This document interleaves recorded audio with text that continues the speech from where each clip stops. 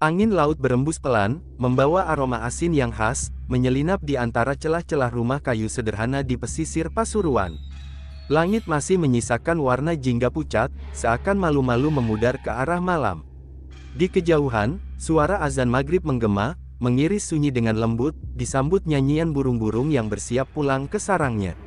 Di antara deretan rumah nelayan yang lusuh, berdiri satu rumah tua, tak mencolok, namun selalu terasa teduh bila didekati.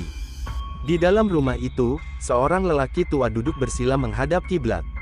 Tubuhnya kurus, kulitnya legam terbakar matahari, namun sinar wajahnya memancarkan ketenangan yang sulit dijelaskan. Ia adalah Kiai Haji Abdul Khalid, nelayan tua yang dikenal lebih sering berbicara dengan laut dan malam, daripada dengan manusia. Di kampungnya, ia bukan kiai yang tampil di mimbar, bukan pula guru pesantren dengan ribuan santri. Tapi setiap malam Jumat, tanpa perlu undangan, orang-orang berdatangan ke rumahnya, hanya untuk mendengar petuah lirihnya, atau sekadar ikut diam bersamanya dalam zikir panjang yang tak bersuara. Tak banyak yang tahu, bahwa di balik kehidupannya yang tampak biasa, tersimpan samudera ilmu yang dalam. Ia pernah menimba ilmu di sebuah pondok salaf legendaris di pedalaman Jawa, berguru pada ulama besar, menghafal kitab-kitab kuning yang bahkan nama pengarangnya pun tak banyak dikenali orang zaman kini. Namun, setelah pulang dari pondok, ia memilih diam, menyatu dengan laut, hidup sebagai nelayan, dan hanya sesekali mengajar anak-anak kecil Iqra di surau pinggir dermaga. Orang ini gila, bisik sebagian warga. Sudah alim, kok malah jadi nelayan. Buang ilmu. Namun, siapa yang bisa menakar jalan para kekasih Allah? Ia yang memilih hidup sunyi bukan karena putus asa, melainkan karena tahu di mana tempat dirinya paling berguna. Suatu malam, setelah badai besar yang memporak-porandakan perahu-perahu nelayan, banyak warga datang ke rumahnya. Mereka bingung, karena hanya satu perahu yang utuh, milik Kiai Haji Abdul Khalid. Padahal letaknya di paling ujung dermaga, tempat yang seharusnya paling rawan. Ketika ditanya, beliau hanya tersenyum dan berkata pelan, "Laut kenal siapa yang mencintainya." Tak ada kesombongan dalam ucapannya, hanya kenyataan yang sulit dimengerti dengan logika biasa. Sejak malam itu, banyak orang mulai memandangnya dengan lebih hati-hati. Ia bukan sekadar nelayan, ia adalah seseorang yang hidup dalam samudera lahir dan batin sekaligus. Meski begitu, beliau tak pernah mengangkat dirinya. Bahkan saat seorang tokoh dari luar daerah menyebutnya, ahli marifat yang tersembunyi, Kiai Haji Abdul Khalid hanya tertunduk. Ia lebih nyaman menjadi cahaya kecil di sudut gelap dunia, daripada obor yang dipuja-puja tapi cepat padam. Takdir, bagaimanapun, punya caranya sendiri membuka rahasia yang tersembunyi. Suatu malam, dalam sujud panjangnya, beliau mendengar suara batin yang sangat jelas, "Pergilah ke Genggong." Ia tak pernah mendengar nama itu dalam mimpinya sebelumnya. Tapi malam itu, nama itu bergema dalam dada, seperti dipanggil dengan kasih yang tak tertolak. Dan dari situlah perjalanan suci itu dimulai. Sebuah sowan yang akan membuka tirai kewalian. Sebuah pertemuan dua kutub langit yang kelak akan dikenang oleh bumi. Tanda hubung, tanda hubung, tanda hubung. Di sudut utara Probolinggo, berdiri sebuah pesantren tua yang telah menua bersama sejarah, Pondok Genggong. Tempat itu bukan sekadar pesantren, melainkan mata air spiritualitas yang tak pernah kering sejak zaman para wali.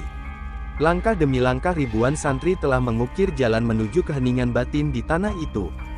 Dan di tengah-tengah pusaran zikir dan ngaji, berdirilah sosok yang tak hanya dihormati, tapi ditakuti oleh para jin dan manusia yang mengenalnya, Kiai Haji Sepuh Hasan Genggong. Beliau bukan ulama biasa, bila berbicara, seakan seluruh isi hati manusia terbuka di hadapannya.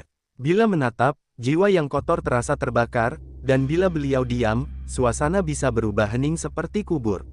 Di kalangan ulama sepuh, Kiai Haji Hasan dikenal sebagai singa padang marifat, tapi di hadapan santri-santri kecil, beliau tetap seorang kakek yang tak pernah lelah menuntun dengan kelembutan. Suatu malam, selepas subuh, Kiai Haji Hasan duduk di beranda dalamnya, ditemani segelas kopi pahit dan langit yang belum sepenuhnya terang.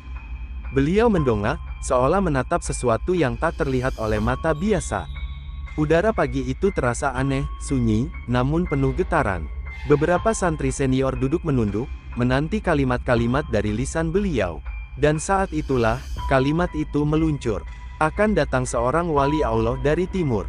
Jalannya pelan, tapi bumi tunduk di bawah kakinya. Santri-santri saling berpandangan, tak berani bertanya. Mereka tahu, jika Kiai Haji Hasan sudah bicara dengan nada seperti itu, berarti sesuatu sedang terjadi di balik tirai dunia nyata. Beberapa hari setelahnya, Kiai Haji Hasan mulai tampak gelisah. Setiap suara langkah di pelataran pondok membuat beliau menoleh. Matanya mencari, hatinya menunggu. "Beliau ini siapa, Yai?" bisik salah satu santri senior suatu malam. Kiai Haji Hasan hanya menjawab singkat, "Laut adalah madrasahnya. Angin menjadi gurunya." Tapi ia mengaji dari sang pemilik hikmah langsung. Tak ada penjelasan lebih lanjut. Malam-malam di Genggong terasa berbeda. Para santri yang biasanya ramai dengan obrolan ringan usai ngaji, kini lebih sering diam. Seolah pesan gaib Kiai Haji Hasan ikut menyelimuti udara pondok. Dalam mimpi beberapa santri, mereka melihat lautan luas dengan satu cahaya berjalan di atasnya, namun tak satu pun mampu mengenali wajah sang pembawa cahaya. Lalu datanglah hari itu, hari yang tak akan pernah dilupakan oleh tanah Genggong. Langit mendung, angin berhembus aneh, pohon-pohon kelapa di pinggir pesantren bergoyang pelan, seolah menyambut sesuatu yang tak terlihat. Di kejauhan, seorang lelaki tua berjalan kaki dari arah selatan. Jalannya pelan, tapi langkahnya terasa mengguncang bumi. Pakaiannya biasa, kain sarung agak pudar dan peci hitam lusuh. Tak ada yang menyangka bahwa dialah tamu yang ditunggu-tunggu oleh langit dan bumi. Santri penjaga gerbang memandangnya heran, "Bisa saya bantu, Pak?" Lelaki itu tersenyum, matanya tenang. "Saya ingin sowan pada Kiai Haji Hasan." Di dalam-dalam, Kiai Haji Hasan yang biasanya duduk tenang, tiba-tiba berdiri. Tubuhnya yang renta terasa ringan, wajahnya bersinar. Ia memerintahkan pembantunya untuk segera membuka pintu. "Beliau sudah datang," ucapnya lirih. Saat dua kekasih Allah akan bertemu, bahkan semesta pun tahu cara bersujud. Tanah Genggong, pagi itu, seakan menahan napas. Udara menjadi lebih berat, bukan karena panas, tapi karena sesuatu yang tak kasat mata menggantung di atas pesantren tua itu. Langkah demi langkah Kiai Haji Abdul Khalid menapaki pelataran pondok, tanpa iringan siapapun, hanya ditemani desir angin yang terasa seperti zikir yang dipanjatkan dari ujung-ujung dedaunan. Tubuhnya tampak lelah, tapi bukan karena jarak. Ada beban batin yang dibawanya, beban seorang hamba yang terlalu sadar bahwa ia sedang menuju seorang kekasih Allah, seseorang yang mungkin lebih tahu tentang dirinya daripada dirinya sendiri.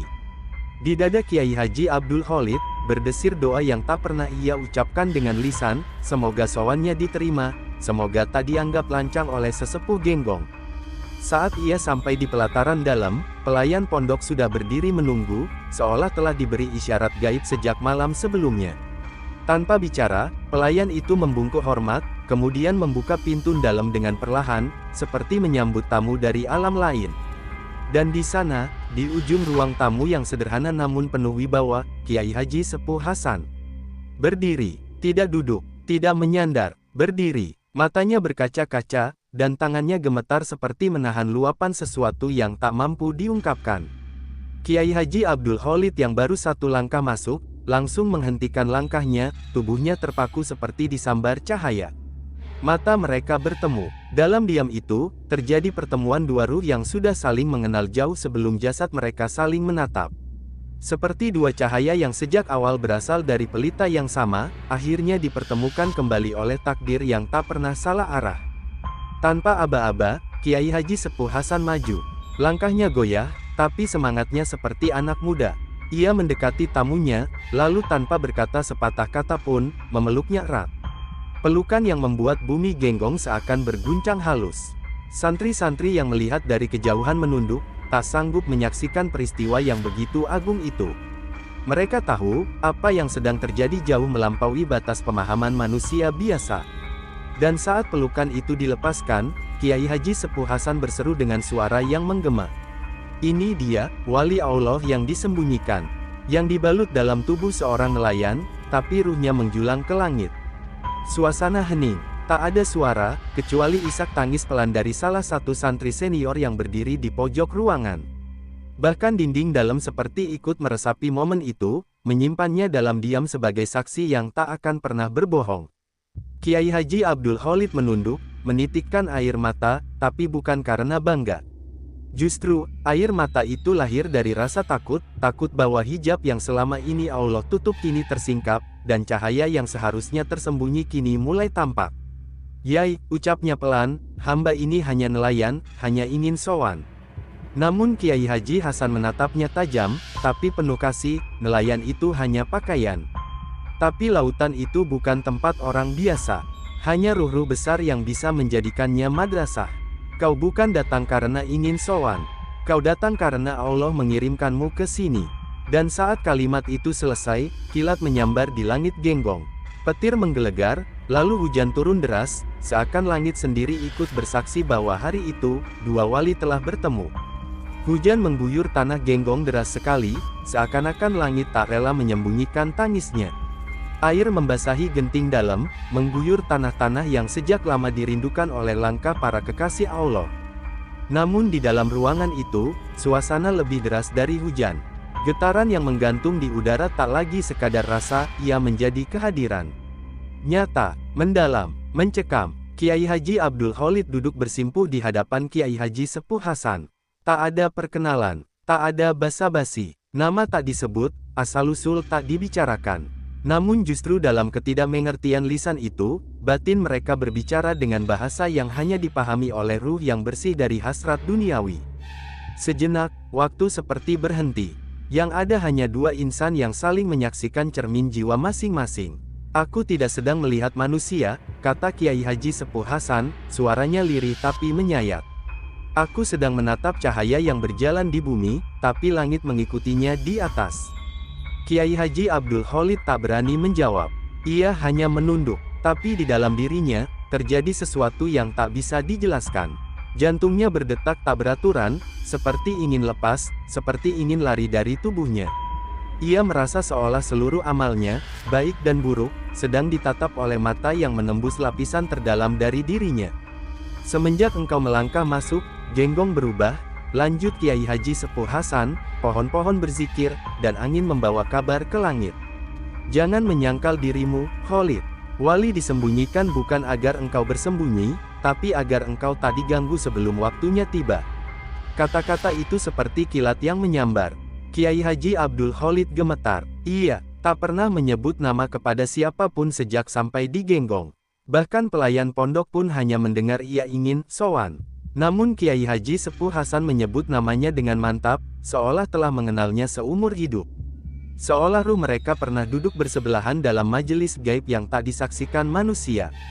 Kiai, suara Kiai Haji Abdul Khalid gemetar, tidakkah engkau khawatir menyebutku demikian? Aku ini lemah, banyak kekurangan, aku takut terkena istidraj jika disebut wali.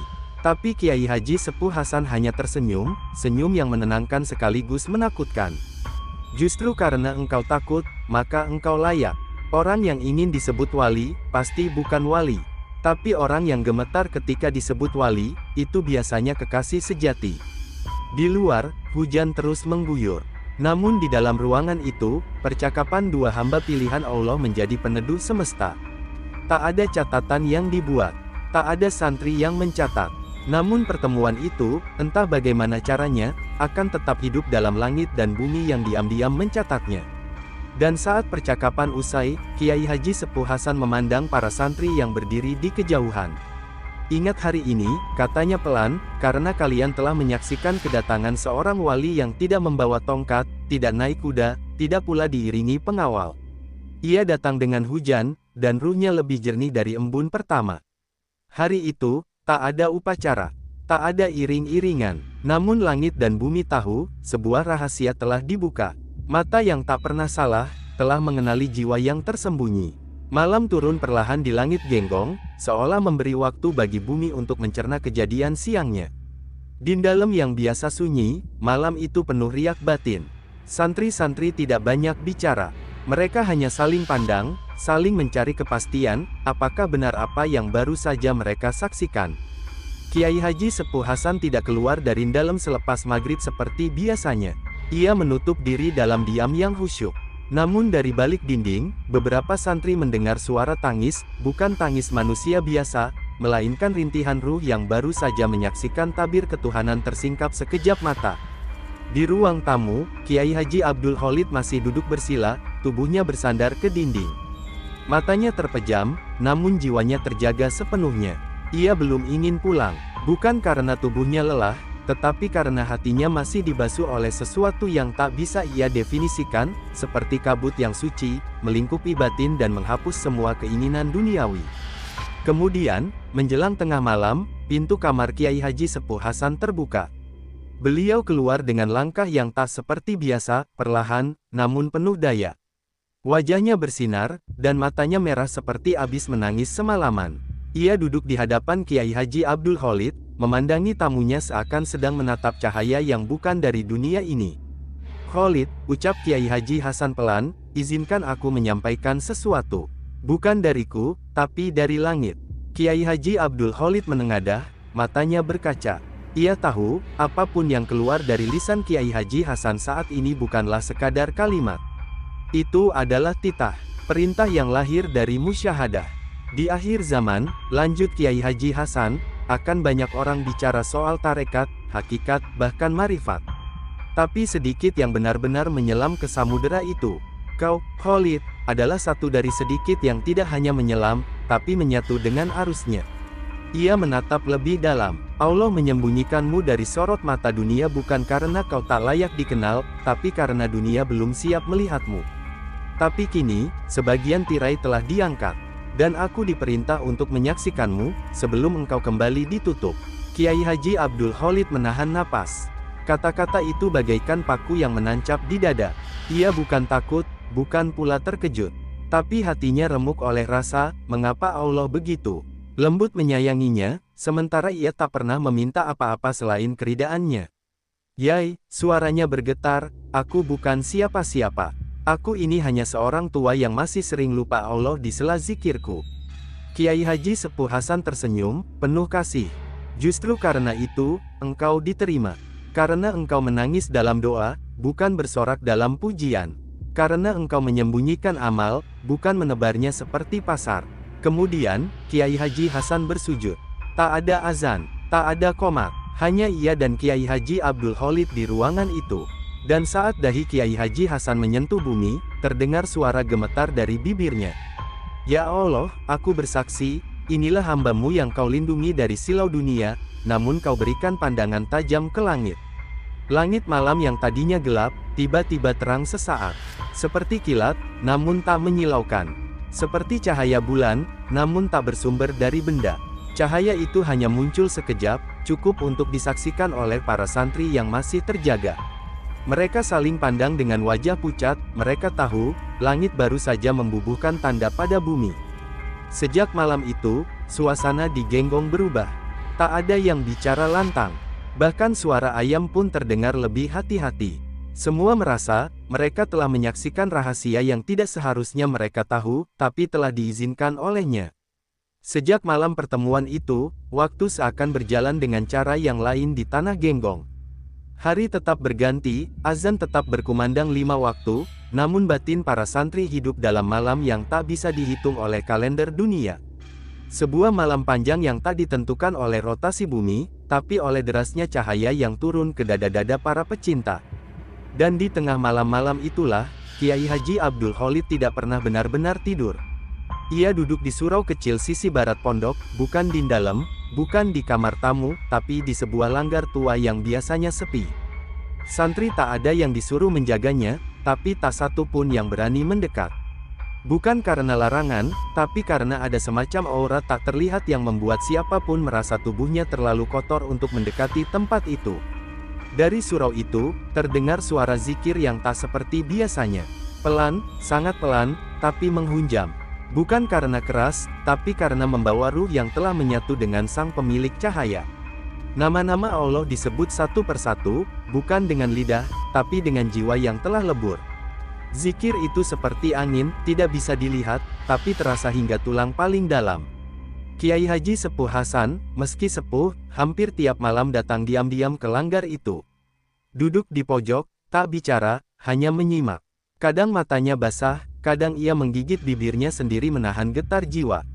Ia, yang sudah menjadi rujukan ribuan santri, malam itu menjadi murid. Tanpa pengakuan, tanpa pengumuman. Hanya ruh yang tahu siapa sedang mengajar, dan siapa sedang diajar. Suatu malam, bulan tampak lebih dekat dari biasanya. Tidak bulat utuh, tapi cahayanya menyentuh bumi seperti jemari yang membelai lembut. Seorang santri muda yang tak sengaja melintasi surau, melihat sesuatu yang membuat tubuhnya hampir roboh.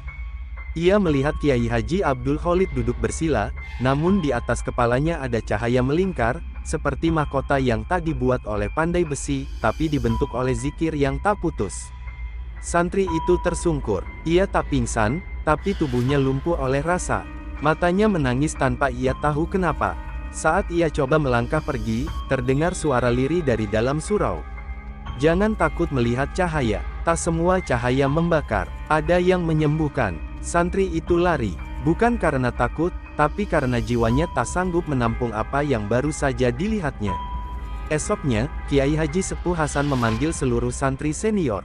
Mereka duduk dalam lingkaran, tak ada kitab di hadapan, hanya dada yang terbuka. Dengan wajah serius, Kiai Haji Hasan berkata, "Selama ini kalian mengaji dari kata, tapi malam-malam ini, belajarlah dari diam. Karena ada seorang hamba di antara kita, yang setiap embus napasnya lebih berat dari 1000 khutbah." Santri-santri menunduk. Sebagian menangis, sebagian tak mampu bicara. Mereka sadar, Genggong kedatangan tamu yang tak hanya melangkah di bumi, tapi juga mengguncang langit. Namun malam-malam itu bukan untuk selama-lamanya. Sebab cahaya yang terlalu terang, tak bisa lama tinggal di antara yang buta. Dan tanpa seorang pun tahu, waktu perpisahan sedang menanti di balik fajar yang akan datang. Fajar itu berbeda, tidak ada ayam berkokok, angin pun enggan berembus. Seisi Genggong seperti dicekam sesuatu yang tak bernama. Seolah seluruh pesantren, dengan ribuan ruh di dalamnya, sedang menunggu tanpa tahu apa yang sedang ditunggu. Kiai Haji Sepuh Hasan sudah duduk sejak lama di serambin dalam. Wajahnya tertunduk, matanya memerah karena begadang, tapi bukan karena lelah. Ada sesuatu dalam dirinya yang belum pernah muncul sebelumnya, rasa kehilangan, bahkan sebelum kepergian itu benar-benar terjadi. Di langgar kecil sisi barat, tempat zikir malam demi malam bergema, pagi itu hanya ada tikar yang belum digulung, sajadah yang masih hangat, dan wangi kayu cendana yang seperti ditinggal mendadak oleh pemiliknya. Kiai Haji Abdul Khalid, yang semalam masih bersujud di sana, telah tiada. Bukan wafat, bukan pula pergi dengan kereta atau kendaraan. Ia hilang, tanpa jejak, tanpa suara. Seperti embun yang menguap sebelum matahari naik. Seperti rahasia yang hanya diperlihatkan sebentar, lalu kembali ditutup rapat oleh tangan Tuhan.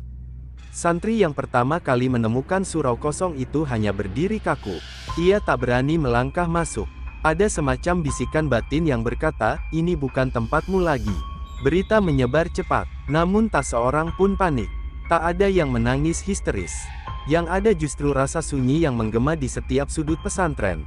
Sebuah kesadaran yang menyelinap ke hati semua orang, bahwa mereka baru saja ditinggal oleh seorang kekasih Allah yang tak butuh pamit, karena seluruh langit telah mencatat kedatangannya.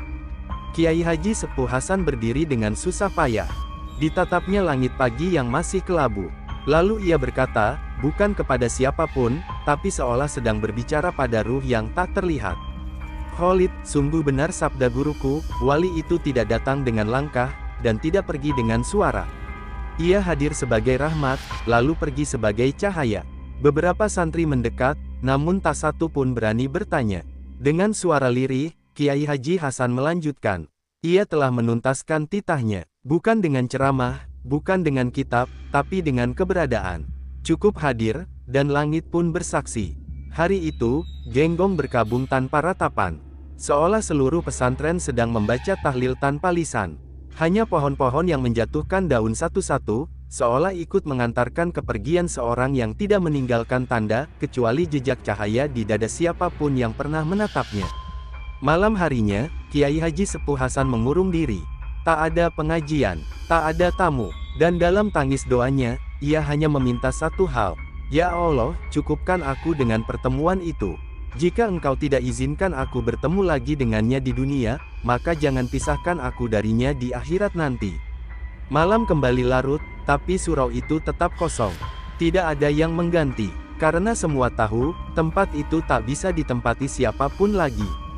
Bukan karena sakral, tapi karena jejak kaki Kiai Haji Abdul Khalid tak pernah benar-benar menyentuh tanah. Ia melangkah bukan dengan kaki, tapi dengan cahaya. Dan ketika seorang santri bermimpi tentang beliau malam itu, ia hanya mendengar satu kalimat. Waktu kalian belum habis. Sampaikan kebenaran dengan sembunyi. Karena yang terang akan datang sendiri pada waktunya. Kertas. Beberapa bulan setelah perginya Kiai Haji Abdul Khalid, Genggong berjalan seperti biasa. Kitab tetap dikaji, santri tetap datang dan pergi. Namun ada sesuatu yang tidak bisa kembali seperti semula. Langgar kecil di sisi barat tetap dibiarkan kosong. Bahkan daun-daun pun seakan enggan jatuh di atas tanah tempat beliau pernah bersujud. Di balik ketenangan itu, Kiai Haji Sepuh Hasan terlihat makin sering menyendiri. Wajahnya yang dulu bersinar dengan cahaya kebijaksanaan, kini memancarkan kerinduan yang dalam. Bukan kerinduan kepada dunia, tapi pada seseorang yang ruhnya pernah bersentuhan langsung dengan langit. Pada suatu malam, menjelang akhir usianya, Kiai Haji Sepuh Hasan memanggil beberapa santri senior dan satu keluarga sederhana dari Pasuruan. Di antara mereka, hadir seorang pemuda kurus, bersih, dan diam. Ia adalah anak angkat dari Kiai Haji Abdul Khalid. Tak banyak yang tahu, karena beliau sendiri tak pernah membicarakannya. Di dalam-dalam, dengan tubuh renta dan suara yang makin lemah, Kiai Haji Sepuh Hasan berkata, "Sebelum aku dipanggil, ada satu amanah yang harus kusampaikan. Bukan surat, bukan warisan, tapi satu nama, yang harus kalian jaga." Semua diam. Mereka tahu, ini bukan sekadar petuah terakhir. Ini wasiat. Anak muda ini, lanjutnya sambil menatap si pemuda dari Pasuruan, bukan hanya penerus darah, tapi penerus ruh. Bapaknya telah naik, tapi jalan yang ditinggalkan belum selesai ditempuh. Si pemuda menunduk, matanya mulai basah. Ia tumbuh bersama Kiai Haji Abdul Khalid, namun tak pernah menyadari penuh siapa ayah angkatnya itu. Baru setelah kepergian beliau, cerita demi cerita mulai bermunculan seperti matahari yang mengusir kabut perlahan. "Kalian tidak perlu menyiarkannya," ujar Kiai Haji Sepuh Hasan, "karena cahaya tidak butuh pengeras suara. Cukup dijaga, cukup didampingi. Nanti ia sendiri yang akan bersinar, ketika bumi kembali menjerit." Kemudian, Kiai Haji Sepuh Hasan memandang keluar jendela. Bulan separuh menggantung, seperti saksi yang diam atas sebuah kisah suci. Dunia ini tidak akan kekurangan dai, penceramah, bahkan ahli kitab. Tapi ia kekurangan wali yang rela tak dikenal, yang memilih menjadi akar ketimbang bunga, yang lebih ingin disembunyikan, karena takut dicintai manusia lebih dari dicintai Tuhan. Dengan napas berat, ia menyelesaikan wasiatnya. "Jaga anak ini, jangan ajari dia bicara, ajari dia diam, karena diamnya wali, bisa menggetarkan langit lebih kuat dari suara 1000 khatib." Dan malam itu, Kiai Haji Sepuh Hasan menangis dalam sujud terakhirnya. Ia tidak meninggal malam itu. Tapi semua tahu, jiwanya telah menyerahkan sisa waktunya sepenuhnya kepada Yang Maha Rahasia. Beberapa minggu kemudian, beliau wafat dalam tidurnya, tanpa sakit, tanpa pesan tambahan. Namun para santri tahu, semua telah disampaikan. Bukan lewat tulisan, tapi lewat kehidupan. Kini, di sisi barat Genggong, langgar tua itu tetap berdiri. Masih kosong. Namun kadang, di malam-malam tertentu, terlihat sosok pemuda duduk di sana, menunduk, bersila, membaca pelan Asmaul Husna yang diajarkan ayah angkatnya dulu. Ia tidak bicara banyak, tidak mengisi pengajian, tapi ketika orang-orang memandang matanya, mereka merasa sedang ditatap oleh seseorang yang membawa warisan langit dalam diamnya.